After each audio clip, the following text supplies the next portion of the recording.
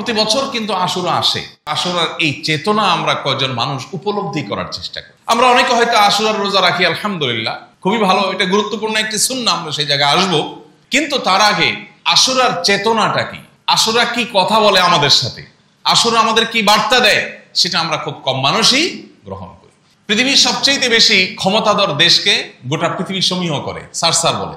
দুর্বল দেশকে পারলে সবাই আগ্রাসন। একজন মুসলমান এর বিপরীতে তিনি আদর্শিক ভিত্তি এটাকে মাথায় রেখে, এটাকে সামনে রেখে তিনি তার পথ চলা নির্ধারণ করবেন। প্রতি বছর মুহররমের 10 তারিখ বা আশুরা আমাদেরকে সেই বার্তাটা দিয়ে যায়। ফেরাউনের উত্থান দেখে, তার শক্তি সামর্থ্য দেখে, তার অহংকার দেখে, তার দম্ভ দেখে, তার ক্ষমতার দাপট দেখে তার অনুসরণ করেছে লাখো লাখো মানুষ। কিন্তু আল্লাহ তাআলা তাকে নির্মম ভাবে, সকরুণ ভাবে পানিতে নিমজ্জিত করে তার অনুসারীদেরকে সহ সলিল সমাধি করেছেন। শুধু করেছেন তা নয়, কোরআনে আল্লাহ বলেছেন, ওয়াকাযালিকা নুনাজ্জিকা বিবাদানিকা লিতাকুনা লিমান খালফাকা আয়া। হে ফিরাউন, তোমার মতো এরকম পাপিষ্ঠকে, যে নিজেকে খোদা দাবি করে বসে আছো, তোমাকে ধ্বংস করার পর, তোমাকে নিমজ্জিত করে, লাঞ্ছিত করে সমুদ্রে শেষ করার পর তোমার এই দেহকে আমি নষ্ট হতে দেব না। তোমার দেহকে আমি টিকিয়ে রাখবো, যাতে করে পৃথিবীতে তোমার পরে যারা আসবে তোমাকে দেখে তারা শিক্ষা গ্রহণ করে। এখন পৃথিবীতে মানুষের লাশ ফ্রিজ আপ করার বহু সিস্টেম আবিষ্কৃত হয়েছে, বের হয়েছে। একটা মানুষ মারা যাওয়ার পর তার লাশ রেখে দেওয়ার মতো বহু উপায় এখন আছে। কিন্তু আজ থেকে প্রায় কয়েক হাজার বছর আগে, কয়েক হাজার, শত না, কয়েক হাজার বছর আগে পৃথিবীতে মানুষের লাশ বছরকে বছর তো দূরের কথা, মাসকে মাস রাখারও কোনো প্রযুক্তি মানুষের কাছে ছিল না। আল্লাহ রাব্বুল আলামিন অলৌকিকভাবে ফেরাউনের লাশকে টিকিয়ে রেখেছেন। এখনো সেটা মিশরের পিরামিড জাদুঘরে আছে। কোরআন বলেছে 1450 বছর আগে তোমার লাশ এটাকে রেখে দেয়া হবে, যাতে করে পরবর্তীতে যারা আসবে পৃথিবীতে তারা শিক্ষা গ্রহণ করে এবং তারা যেন তাদের জীবনের গতিপথ ঠিক করে নেয়, তাদের আদর্শ যেন স্থির করতে পারে যে তারা কি তথাকথিত বিজয়ী শক্তি দেখে, পেশি শক্তি দেখে, টাকার জোট দেখেই শুধুমাত্র মানুষ দল ভিড়বে, বিভিন্ন গ্রুপে বিভক্ত হবে, গ্রুপের অনুসরণ করবে, নাকি তারা আদর্শিক ভিত্তিতে অগ্রসর হবে। এই করণীয়টা যাতে মানুষ নির্ধারণ করতে পারে, সেজন্য তোমার এই দেহকে রেখে দেওয়া হলো। প্রিয় ভাইরা আমার, প্রতি বছর কিন্তু আশুরা আসে। কিন্তু আশুরার এই চেতনা আমরা কয়জন মানুষ উপলব্ধি করার চেষ্টা করি। আমরা অনেকে হয়তো আশুরার রোজা রাখি, আলহামদুলিল্লাহ, খুবই ভালো, এটা গুরুত্বপূর্ণ একটি সুন্নাহ, আমরা সেই জায়গায় আসবো। কিন্তু তার আগে আশুরার চেতনাটা কি, আশুরা কি কথা বলে আমাদের সাথে, আশুরা আমাদের কি বার্তা দেয়, সেটা আমরা খুব কম মানুষই গ্রহণ করি। এই জন্য কোরআনে কারীম যদি আপনি তেলাওয়াত করেন, আপনি অবাক হবেন। কোরআনের পাতায় পাতায় আল্লাহ তাআলা বলেছেন, কালিলাম মা তাযাক্কারুন আফালা তাআকিলুন। তোমরা কি একটু ভাবো না? তোমরা কি এই সমস্ত ঘটনা থেকে শিক্ষা গ্রহণ করো না? তোমাদের খুব অল্প সংখ্যক মানুষ আছে যারা উপদেশ গ্রহণ করে। প্রিয় ভাইরা আমার, অতএব শুধু আশুরার নফল সিয়াম বা সুন্নাহ রোজা রাখাই নয়, আশুরার যে চেতনা আছে, আশুরার যে শিক্ষা আছে, সেটা আমাদের জীবনে ধারণ করতে হবে, আমাদের সমাজে সেটার চর্চা করতে হবে। শুধুমাত্র শক্তি আর পাওয়ার দেখে অগ্রসর হওয়া নয়, আমাদের অগ্রসর হতে হবে কি দেখে? আদর্শ দেখে। একজন মানুষ, তিনি মাজলুম, তিনি জুলুমের শিকার, কিন্তু তিনি দুর্বল। তার পক্ষে গেলে আমার তেমন কোনো লাভ হবে না, কিন্তু আমি জানি তিনি মাজলুম, তাহলে আমাকে তার পক্ষ অবলম্বন করতে হবে। একজন মানুষ, তার অনেক কিছু আছে, তারা সবাই বাহবা করে দেয়, তার মাথায় সবাই তেল দেয়, তাকে সবাই সারসার বলে, তাকে সবাই দাওয়াত করে, আদর করে। যদি আদর্শিক ভিত্তি তার দুর্বল থাকে, তো আপনি তাকে ইগনোর করা হলো আশুরার শিক্ষা।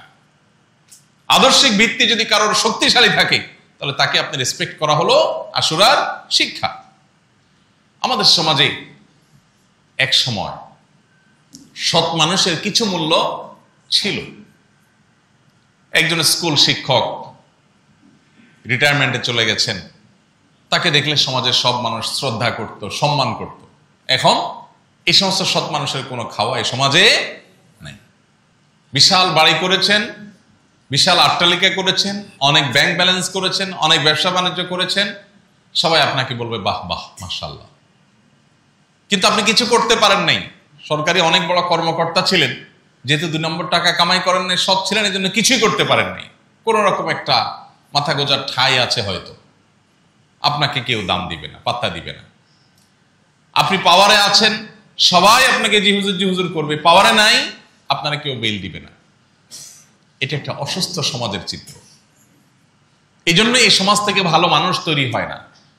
প্রত্যেকটা মানুষ দিন দিন অনেক বেশি অপরাধ প্রবণ, অনেক বেশি অন্যায়ের দিকে অগ্রসর হয়ে উঠছে, কারণ সত্যের কোনো মর্যাদা মূল্য এই সমাজে নাই।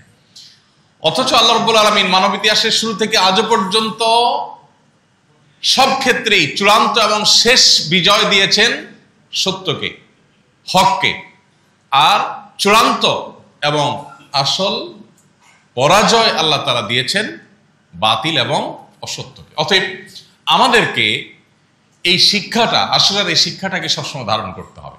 আশুরার সর্বশেষ ঘটনা, মুহররমের 10 তারিখের ইসলামের ইতিহাসের সবচেয়ে বড় ঘটনা যেটি কারবালায় ঘটেছে, সেই ঘটনাকেও যদি আমরা অ্যানালাইসিস করি, আপাত দৃষ্টিতে ইয়াজিদ বা তার অনুসারীরা হয়তো মনে করেছে যে তারা বিজয়ী হয়ে গেছে। হোসাইন রাদিয়াল্লাহু তাআলা আনহু সপরিবারে নির্মমভাবে শাহাদাত বরণ করেছেন। বাহ্যিক দৃষ্টিকোণ থেকে মনে হচ্ছে যে তারা পরাজিত হয়ে গেছেন, আর ইয়াজিদ বা তার বাহিনীরা জয়ী হয়ে গেছে, তাদের ক্ষমতা পাকাপোক্ত করতে পেরেছে, তাদের পথের কাঁটা দূর করতে পেরেছে। বাহ্যিক দৃষ্টিকোণ থেকে সেটাই মনে হয়েছে, তাই না? কিন্তু বাস্তবতা কি? আজ তার খুনিরা গোটা পৃথিবীর প্রান্তে প্রান্তরে সবার কাছে ধিক্কৃত, আর হোসাইন রাদিয়াল্লাহু তাআলা আনহু আজ গোটা পৃথিবীতে সমাদৃত। হোসাইন রাদিয়াল্লাহু তাআলা আনহু সঠিক আদর্শের উপরে থাকার কারণে, অন্যায়ের বিরুদ্ধে বলিষ্ঠ অবস্থান নেওয়ার কারণে, নিজের জীবন পরিবার সবকিছুকে বিসর্জন দেওয়ার কারণে আজ তিনি মরেও অমর হয়ে আছেন। আর তখন সাময়িক বিজয় পাওয়া ইয়াজিদ এবং তার বাহিনীরা আজ সারা পৃথিবীর মানুষের কাছে চিরঘৃণিত হয়ে আছে। এ ভাইরা আমার, এই জন্য পৃথিবীর বহু বিজয়ের পেছনে লুকায়িত থাকে অনেক পরাজয়, আবার অনেক পরাজয়ের পেছনে লুকায়িত থাকে অনেক বিজয়ের আনন্দময় ইতিহাস। এই জন্য ইমানদার বাহ্যিক জয় পরাজয়ের চাইতে তার আদর্শিক অবস্থানকে সবচেয়ে বেশি গুরুত্ব আরোপ করবে। এটাই হলো মুহররমের 10 তারিখ বা আশুরার অন্যতম বড় একটা শিক্ষা। আল্লাহ তাআলা আমাদেরকে সেই শিক্ষাকে ধারণ করার, গ্রহণ করার, চর্চা করার তৌফিক দান করুন। আবু হুরায়রা রাদিয়াল্লাহু আনহু বর্ণিত বুখারী মুসলিমের হাদিসে নবী করিম সাল্লাল্লাহু আলাইহি সাল্লাম থেকে বর্ণিত হয়েছে যে তিনি যখন মদিনায় এসেছেন, মদিনায় আগমন করার পর মদিনার ইহুদিরা প্রিয় নবী সাল্লাল্লাহু আলাইহি সাল্লাম আগমনের পর দেখতে পেলেন যে তারা আশুরার দিনটিতে বিশেষ গুরুত্বের সাথে রোজা রাখে। তখন তিনি তাদেরকে এই দিনের রোজা রাখার বিশেষ গুরুত্বারোপের কারণ জানতে চাইলেন, যে তোমরা এই দিনে কেন বিশেষভাবে রোজা রাখো? তখন তারা বলল যে এটা এমন একটা দিন, যে হাদা ইয়াউমুন আযীম, এটা একটা বিশাল বড় দিন।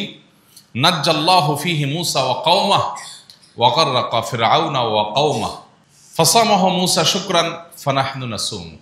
তারা বলল যে এই দিনটি একটা বিশাল ফজিলতপূর্ণ দিন, কারণ এই দিনে আল্লাহ তাআলা মূসা আলাইহিস সালাম এবং তার অনুসারীদেরকে অলৌকিকভাবে পানির পথ অতিক্রম করবার তৌফিক দিয়ে তাদেরকে মুক্তি দান করেছেন, আর একই নদে আল্লাহ তাআলা ফেরাউনকে এবং তার অনুসারীদেরকে ডুবিয়ে শেষ করে দিয়েছেন।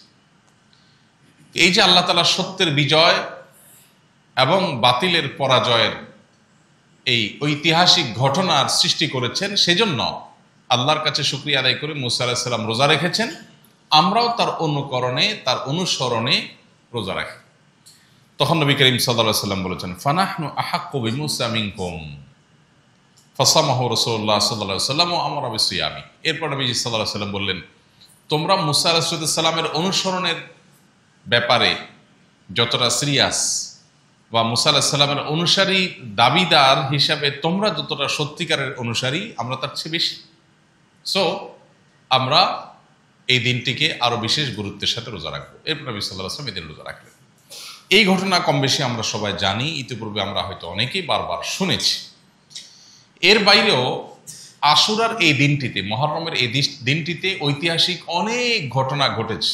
এর মধ্যে অনেক ঘটনা বিভিন্ন বর্ণনায় উঠে এসেছে, সেগুলো বিশুদ্ধ সূত্রে বর্ণিত হয়েছে। আবার অনেক ঘটনা বিশুদ্ধ সূত্রে বর্ণিত হয়নি, সেগুলোর বর্ণনা নিয়ে নানান আপত্তি আছে।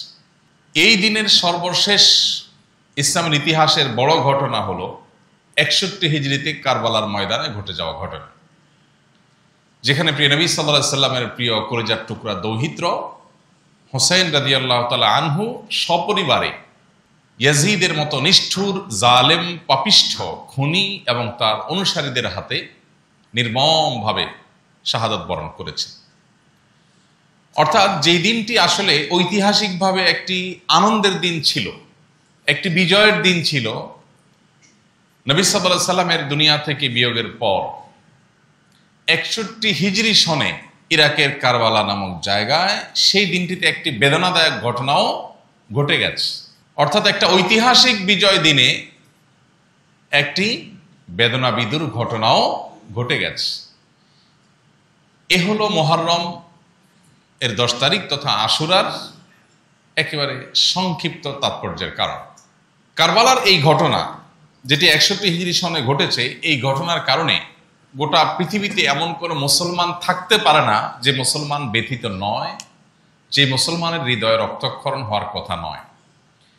যে হাসান হোসেন রাদিয়াল্লাহু তাআলা আনহুমাকে নবী করিম সাল্লাল্লাহু আলাইহি সাল্লাম নিজের নাতি হিসেবে, জান্নাতি যুবকদের সর্দার হিসেবে, বহু কল্যাণের অগ্রদূত হিসেবে নবী করিম সাল্লাল্লাহু আলাইহি সাল্লাম যাদেরকে অনেক স্নেহ করতেন, মমতা দিতেন, আদর করতেন, যাদের বিভিন্ন মর্যাদার বর্ণনা রয়েছে, তাদেরকে যদি কোনো জালিম, কোনো ক্ষমতালোভী, কোনো পাপিষ্ঠ, কোনো ফ্যাসিস্ট যদি নির্মমভাবে সপরিবারে হত্যা করে, খুন করে, তাহলে সেই ঘটনায় মুসলমান হিসেবে আমরা সবাই ব্যথিত। আমাদের প্রিয় নবী সাল্লাল্লাহু আলাইহি সাল্লাম যদি বেঁচে থাকতেন আর তার জীবদ্দশা যদি তার নাতির সাথে এরকম আচরণ করা হতো, নিশ্চয়ই তিনি অনেক কষ্ট পেতেন। তো আমরা মুসলমান হিসেবে আমরাও সেই ঘটনায় ব্যথা পাবো, কষ্ট পাবো, সেটাই স্বাভাবিক। এর পাশাপাশি মুহররমের 10 তারিখ বা আশুরাকে কেন্দ্র করে আমাদের বেশ কিছু বিষয় জানার আছে, শেখার আছে, বোঝার আছে। সে জানা, শেখা এবং বোঝার যে বিষয়গুলো আছে তার মধ্যে থেকে সবচেয়ে বড় বিষয় হলো আল্লাহ রাব্বুল আলামিন সত্য এবং হককে বিজয়ী করেন, অসত্য এবং বাতিলকে পরাজিত করেন। এটা আল্লাহ তাআলার অমোঘ বিধান, এটা আল্লাহ তাআলার চিরাচরিত নিয়ম। মানব ইতিহাসের শুরু থেকে আজও পর্যন্ত কোনো বাতিলকে আল্লাহ তাআলা চূড়ান্ত সুখ পেতে দেননি। সাময়িক ছাড় দিয়েছেন, সাময়িক সুখ দিয়েছেন। কত ফ্যাসিস্ট, কত জালিম, কত অত্যাচারী আমরা দেখেছি।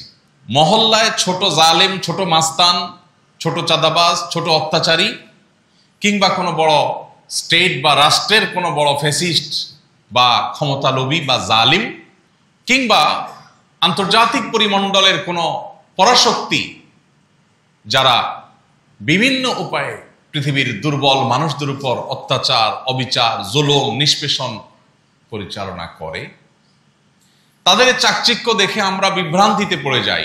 প্রতি বছর মুহররমের 10 তারিখ আশুরা এসে আমাদের বিবেকে করাঘাত করে, জেগে উঠো, ঘুমিয়ে থেকো না, তোমার ভুল ভাঙো।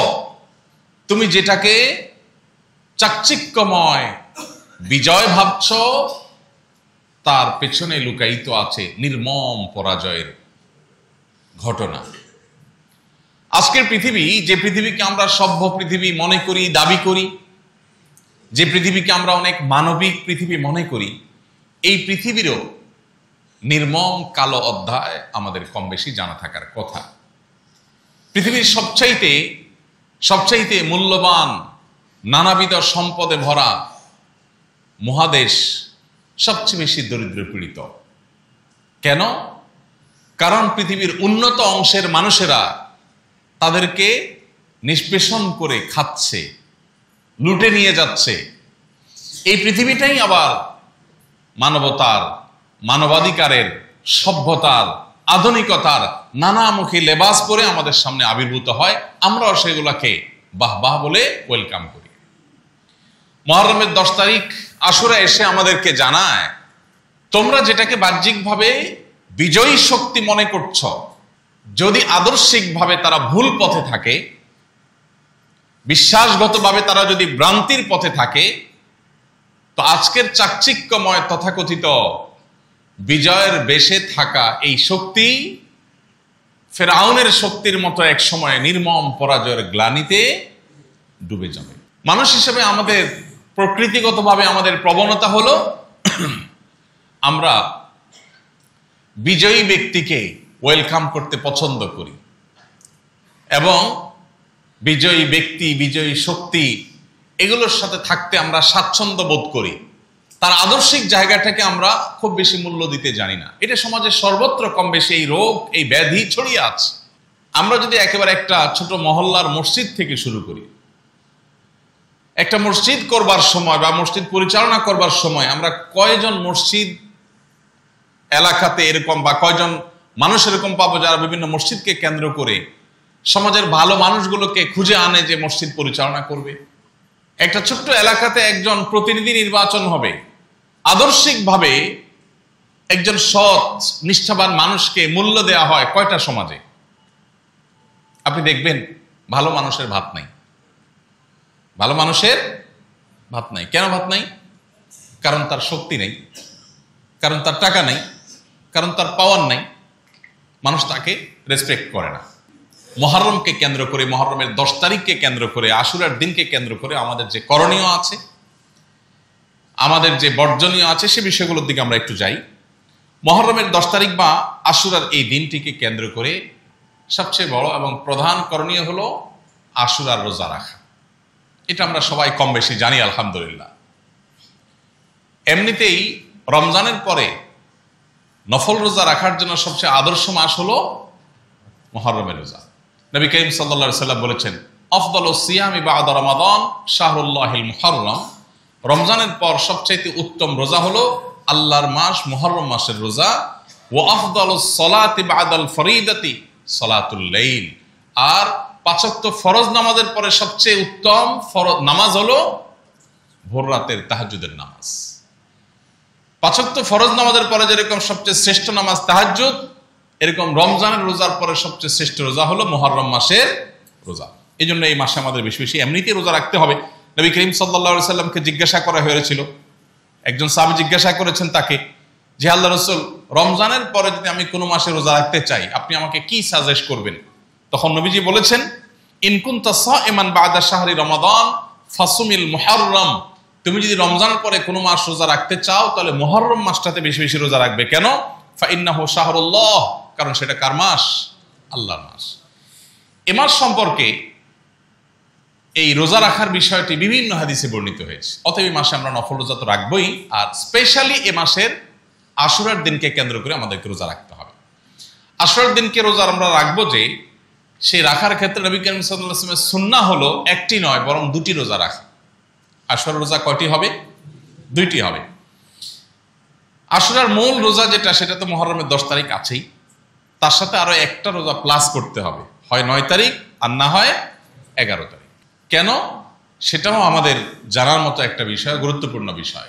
আমরা এটা অনেকে শুনেছি নিশ্চয়। নবী করিম সাল্লাল্লাহু আলাইহি ওয়াসাল্লাম যখন দেখেছেন মদিনায় ইহুদিরা আশুরা উপলক্ষে একটা রোজা রাখে, নবীজি সাল্লাল্লাহু আলাইহি ওয়াসাল্লাম তখন সাহাবাদেরকে নির্দেশ করলেন যে, সোমু ইয়াওমান ক্বাবলাহ আও ইয়াওমান বা'দাহ। তোমরা তাদের যে আশুরার রোজা মুসা আলাইহিস সালামের অনুকরণে তারা রাখে, সেটা আমরাও রাখবো। আমরাও যদি মুসা আলাইহিস সালামকে শ্রদ্ধা করি, তার প্রতি ঈমান আনি নবী হিসেবে, রাসূল হিসেবে, কিন্তু পাশাপাশি আমরা মুসলিম হিসাবে তাদের থেকে আমাদের স্বাতন্ত্র্য বিশেষ বৈশিষ্ট্য যেন হয়, সেজন্য আমরা একটা রোজা প্লাস করব, হয় একদিন আগে আর না হলে একদিন পরে। তাহলে তারা রাখে একটা, আমরা রাখবো 2টা।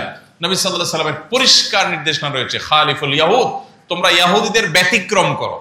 ইবাদত করার ক্ষেত্রেও তাদের সাথে যেন সাদৃশ্য না হয়, আমাদের যেন স্বাতন্ত্র্য থাকে, আমাদের যেন বিশেষত্ব থাকে, আমাদের ইবাদতে যেন ভিন্নতা থাকে, বৈচিত্র্য থাকে। সেজন্য নবী সাল্লাল্লাহু আলাইহি ওয়াসাল্লাম যেখানে নির্দেশ করেছেন, আজকে সেখানে ইবাদত তো অনেক পরের বিষয়, জাগতিক বিষয় পর্যন্ত আমরা তাদের অন্ধ অনুকরণ করছি। তারা যে শিক্ষাক্রম, তারা যে পাঠ্যক্রম, তারা যে আপনার সভ্যতা, তারা যে কালচার আর কৃষ্টি দিচ্ছে, ওইটাকে আমরা গোগ্রাসে গিলছি। ওদের কাছ থেকে যদি আপাত দৃষ্টিতে একেবারে চকচকা ভালো কিছু আমরা পাই, সেটাকেও মুসলমান হিসেবে আমাদের পরখ করে দেখতে হবে এবং সেটার মধ্যে আমাদের বিকল্প কোনো পথ খুঁজে বের করার চেষ্টা আমাদের করতে হবে।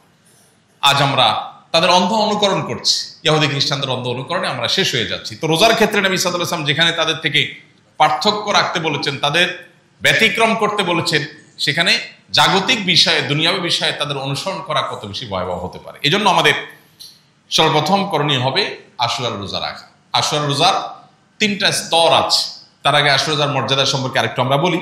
হাদিসটা আমরা শুনেছি, আবু কাতাদা রাদিয়াল্লাহু আনহু যিনি বর্ণনা করেছেন, সহিহ মুসলিম রয়েছে। নবী সাল্লাল্লাহু আলাইহি ওয়াসাল্লাম বলেছেন, সিয়াম ইয়াউমি আশুরা আহতাসিবু আলাল্লাহি আন ইউকাফিরা সানাতাল্লাতী ক্বাবলা।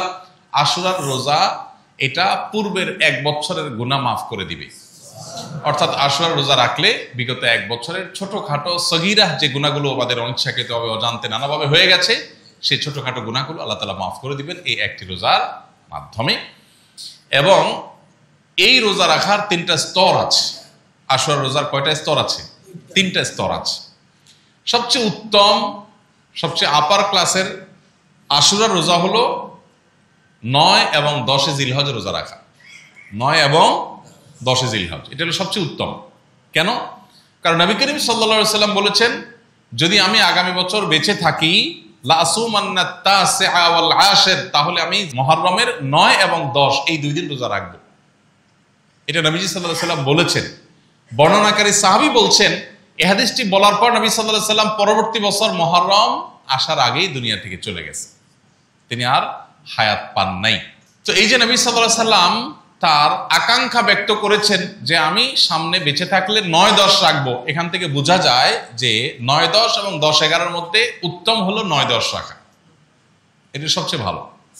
যদি কোনো কারণে 9-10 কারো রাখা সম্ভব না হয়, তাহলে তিনি দ্বিতীয় পর্যায়ের আশুরা রোজা রাখবেন, সেটা হলো 10 এবং 11। আর যদি সেটাও সম্ভব না হয়, কারো শুধু একটা রাখতে পারে, তাহলে শুধু আশুরার দিনটি রাখবে কিনা এটা নিয়ে আমাদের মধ্যে মত পার্থক্য আছে। এটা 3 নম্বর স্তর। অনেক ওলামা ইকরাম বলেছেন যে একেবারে নাইমা হচ্ছে কেন ভালো, 2টা যদি কেউ রাখতে কোনোভাবে না পারে তাহলে শুধু আশুরা রাখবে। আবার অনেক ওলামা বলেছেন যে নবী সাল্লাল্লাহু আলাইহি ওয়াসাল্লাম যেহেতু ইহুদিদের সাথে এই ব্যাপারে রোজা রাখার ক্ষেত্রে তাদের চেয়ে ভিন্ন কিছু করতে বলেছেন, অতএব পারলে 2টা রাখবেন, না পারলে দরকার নেই, তাদের অনুকরণ যেন না হয়। তাহলে মোট 3টা স্তর আমরা পাইলাম। সেই হিসাবে এই বছর আমরা আশুরার রোজা রাখবো কবে? আজ যেহেতু মুহররমের 8 তারিখ, অতএব আজকে সূর্য ডুবার সঙ্গে সঙ্গেই মুহররমের 9 তারিখ শুরু হয়ে যাবে। মুহররমের 9 তারিখ শুরু হওয়া মানে হলো আগামীকালকে আমরা রোজা রাখবো, আর পরের দিন অর্থাৎ রবিবার আমরা রোজা রাখবো। তাহলে সেক্ষেত্রে আজকে সাহারি খেয়ে কালকে রোজা রাখতে হবে, এটা হলো 9 মুহররম। আর কালকে দিবাগত রাতে সাহারি খেয়ে তারপর দিন রোজা রাখতে হবে, সেটা হবে 10 মুহররম, অর্থাৎ রবিবার হবে আশুরার রোজা। সাহাবা ইকরাম এই রোজাগুলো এত গুরুত্বের সাথে রাখতেন যে নিজেরা তো রাখতেন, বাচ্চাদেরকে সাধারণত নফল রোজা রাখার জন্য নির্দেশ দিতেন না, কিন্তু আশুরা রোজা বাচ্চাদেরকে দিয়েও রাখাতেন, বাচ্চাদেরকেও আশুরা রোজা রাখার জন্য উদ্বুদ্ধ করতেন।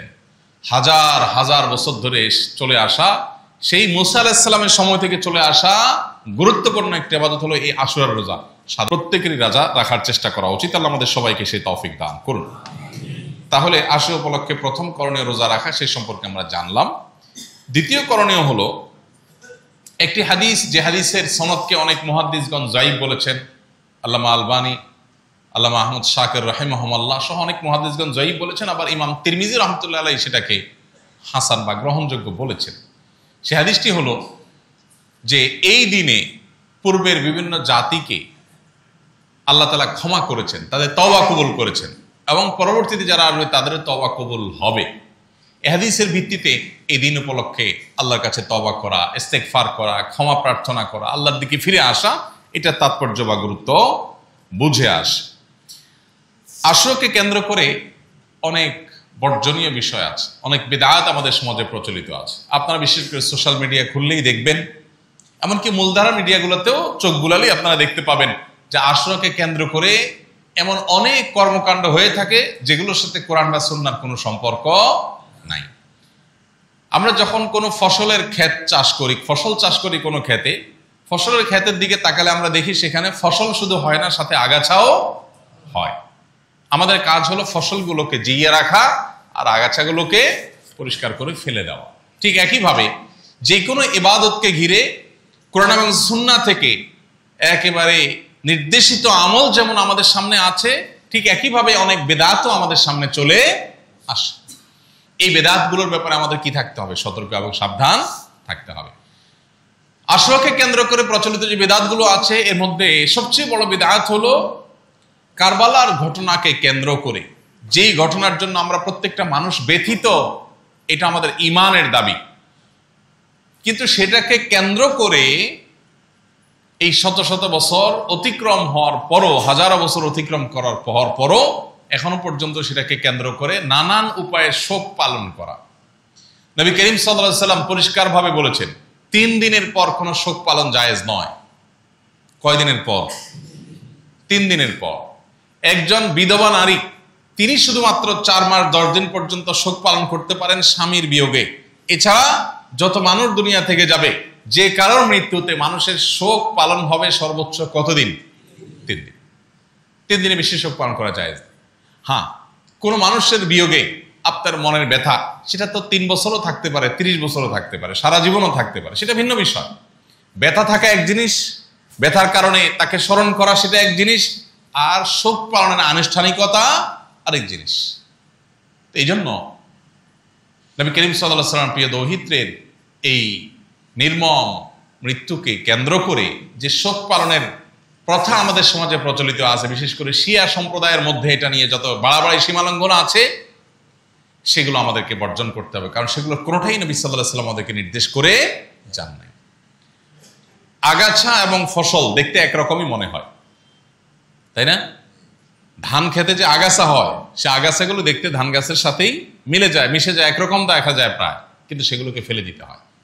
ঠিক একইভাবে বেদাতগুলোকে আমাদের জীবন থেকে আমাদের ছুঁড়ে ফেলে দিতে হবে, সুন্নাহকে আমাদের আঁকড়ে ধরতে হবে। নবীজি আশুরার রোজা রাখতে বলেছেন, আমরা আশুরার রোজা রাখবো। নবীজি আমাদেরকে শোক পালন করতে বলেন নাই, তাজিয়া মিছিল বের করতে বলেন নাই, অতএব সেগুলো আমরা করব।